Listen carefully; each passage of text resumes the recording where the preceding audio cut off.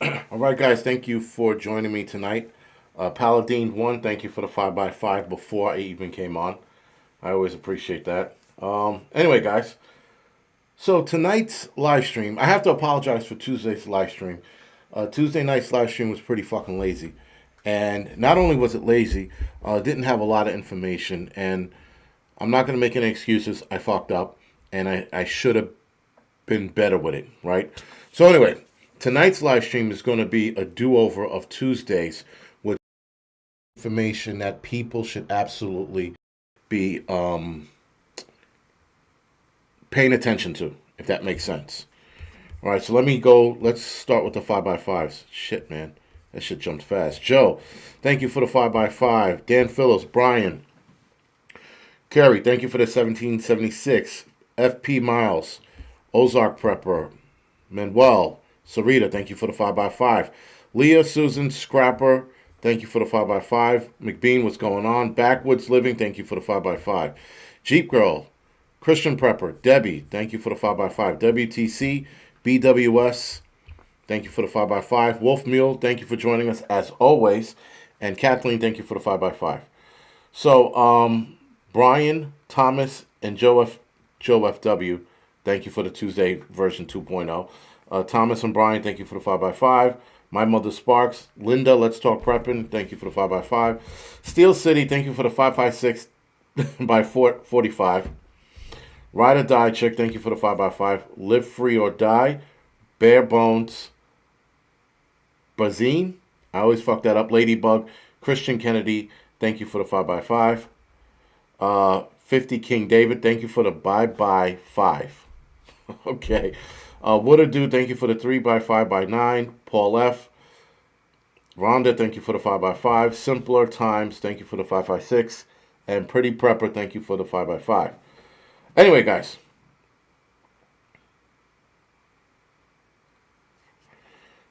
So yeah, thank you for the thank you for the 5x5. I appreciate it as always. So, yeah, so tonight's information about it's there's going to be a lot, and I should have done this like I said Tuesday night. I did bit of a deep dive, which when you do a deep dive, it's a lot of fucking information. There's a lot of shit that's probably going to get away from me, but there's a lot of shit that I caught on to. Sunday, Bronx, thank you for the donation. I appreciate it. Adriana, thank you for the 5x5. Rooster, I'm not even going to fucking try. 14 plus 1447 equals, and he had a face next to it. The face didn't come out. Santiago, thank you for the 5x5. Henry, thank you for the 69x69. Why? Teddy Roosevelt, thank you for the Cinco by Cinco. Guys are getting creative. Very good. Dog, Dongon Beautiful, thank you for the donation. I appreciate it.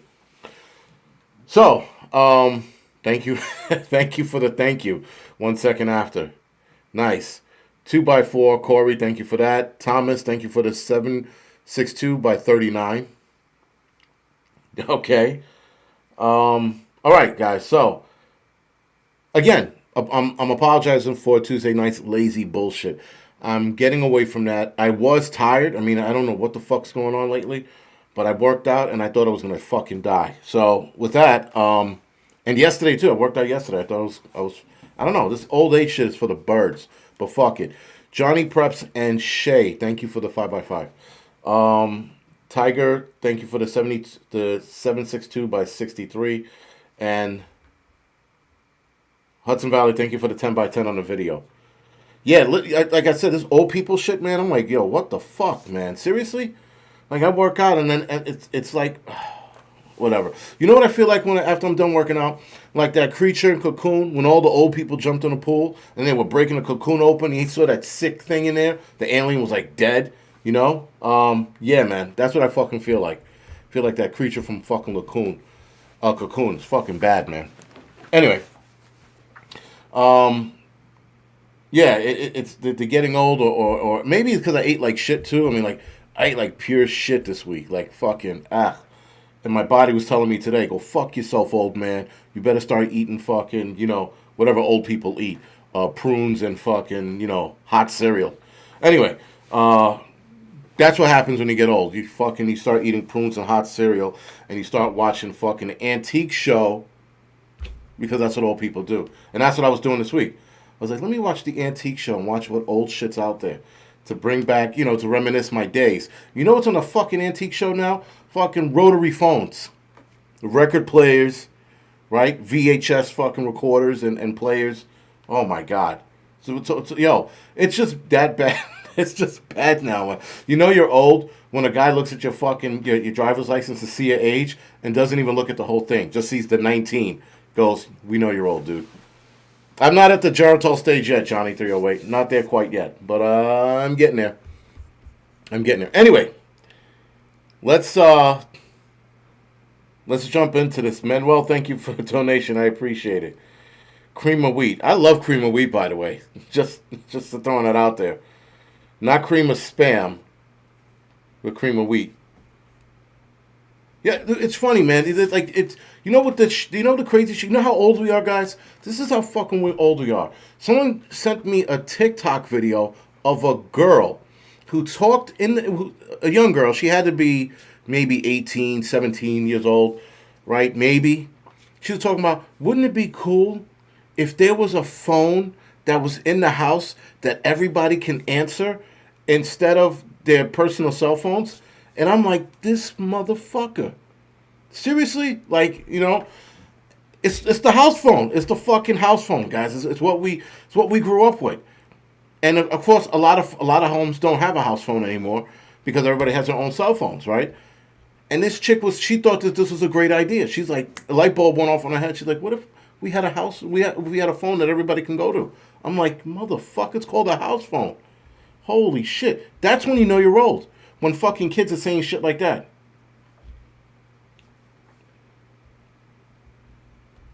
But, yeah, man. Whatever. I feel like every day is a new fucking challenge to get out of bed. I got out of bed. I went to fucking make a step. My knee clicked or popped, one of the two. I was like, what the fuck's going on? I was looking for a cane and my slippers and my robe. I was like, oh, my God, man. It's fucking...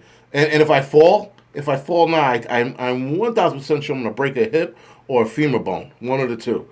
But, yeah, man, this old people shit's for the birds. Anyway, sorry about all that bullshit.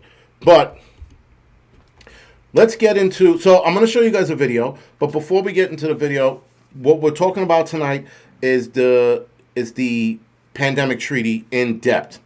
Because there are companies you have to pay attention to.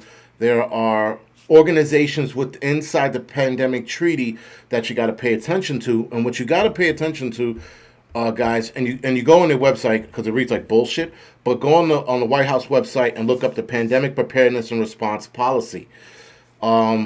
This coincides with the WHO's pandemic treaty, the World Health Organization. Sorry. And when you look at the WHO's pandemic treaty, you look at what the Pandemic Preparedness and Response Policy here is in the United States. You look at what Canada's doing, UK, Australia, New Zealand, Brazil. And Brazil, I was really intrigued by Brazil being in that category, being that they want to be in the BRIC. They want to be a BRIC country, if you will. And the BRIC countries, guys, woof, so many more countries are joining BRIC, but Brazil is giving them shit right now. So Brazil is like teeter-tottering with the whole BRIC shit, but I don't want to get into that. That's a different video for a different day.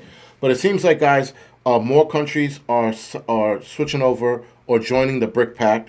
Saudi Arabia is joining the BRIC Pact, and Saudi Arabia, who buys most of our dollars, are going to stop buying our dollars or using our money. Sorry. It's going to be very interesting. So we shall see where this goes. Anyway, the video I'm going to show you guys is a lady or doctor, named Meryl Meryl Nass. She explains the WHO's pandemic treaty, not in depth, but sort of like bullet points. So watch the video. It's about 2 minutes long, and then we'll continue the video from there. We're undergoing a soft coup, and the idea is to create a whole new set of laws and ignore the existing human rights laws and other laws under the pretext of pandemic preparedness and the biosecurity agenda.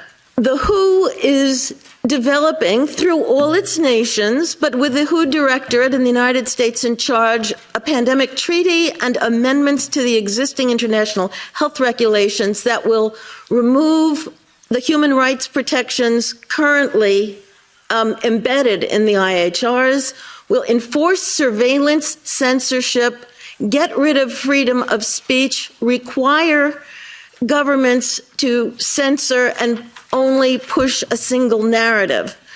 Also, we will be subject, if they can make this work, to vaccines developed in 100 days, which the organization CEPI is planning to do. And one of the people who founded CEPI was Jeremy Farrar, who is now the chief scientist at the WHO, to bring this forward.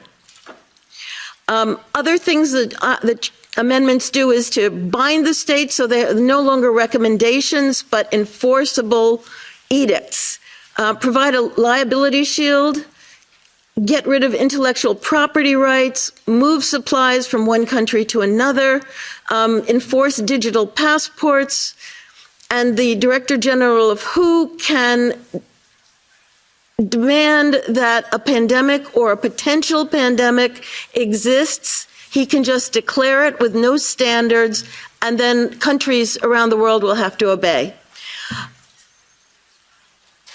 Also, the WHO will tell you what drugs you can and can't use in your nation once a pandemic is declared. Obviously, the budget will increase. One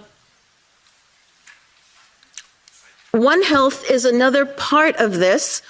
One Health is a concept that was created to enable the WHO, with these documents, to take over jurisdiction of everything in the world by saying that climate change, animals, plants, water systems, ecosystems are all central to health. Also embedded in this concept is a peculiar notion that humans are no longer of greater value than animals.